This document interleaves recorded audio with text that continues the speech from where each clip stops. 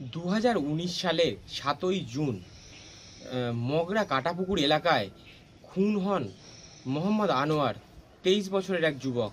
তাকে কিছু দিয়ে থেঁতলে খুন করা হয়। রক্তাক্ত অবস্থায় উদ্ধার হয় তার মৃতদেহ। ঘটনার তদন্ত নামে পুলিশ ঘটনার তদন্তে নেবে কৃষ্ণা দাস বাউল ও লক্ষ্মী রায় এই যুগলকে গ্রেপ্তার করে এবং ঘটনার তদন্ত চলে। এতদিন বাদে কিন্তু চুঁচুড়া আদালত এই দুজনকে যাবজ্জীবন কারাদণ্ডের সাজা শোনালো এবং মৃত মোহাম্মদ আনোয়ারের মাকে 2 লক্ষ টাকা ক্ষতিপূরণ দেওয়ারও নির্দেশ দেয়।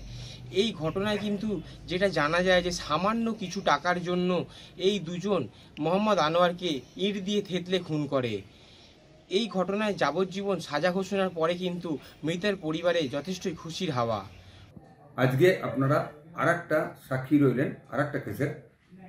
এই কেসটা আমাদের মহামান্য বিচারক প্রথম দায়রা আদালত শ্রী সঞ্জয় শর্মা তার ঘরে মামলাটা ছিল এবং মামলাটা মোটামুটি অনেক দিনই ছিল। 7/6/19 এর ঘটনায় মামলাটা মগরা থানার অন্তর্গত একটা জায়গায় একটা ছেলেকে নৃশংসভাবে ইট পিটিয়ে তাকে মারা হয় এবং সেটা আই উইটনেস ছিলেন যেখানে ঘটনাটা ঘটেছে সেখানকার একটা নাইট গার্ড, তার সামনে এই ঘটনাটা ঘটে এবং সে এই কেসটার স্টার উইটনেস।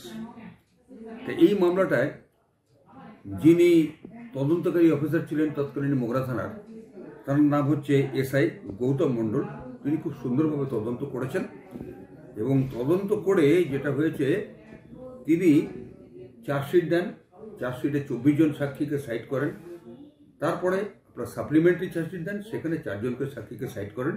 মোট 28 জন সাক্ষীকে তিনি এই কেসে সাইড করেছিলেন এবং মামলাটা চার্জশিট হয় 302 এবং 34 ধারা মতো।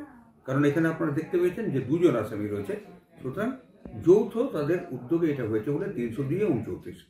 কোর্টের রায় খুব সুন্দর দিল বা আমাদের সবাই হেল্প করেছেন, যেমন আমাদের স্যার আছেন, সুব্রত স্যার আছেন, আমাদের গৌতম বাবু আছেন, মগরা থানা থেকে প্রচুর হেল্প করেছেন আমাদের।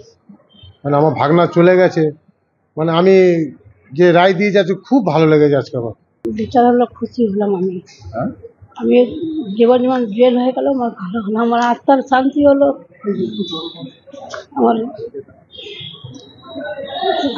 ভালো হলো, আমার বলতে পারছি না।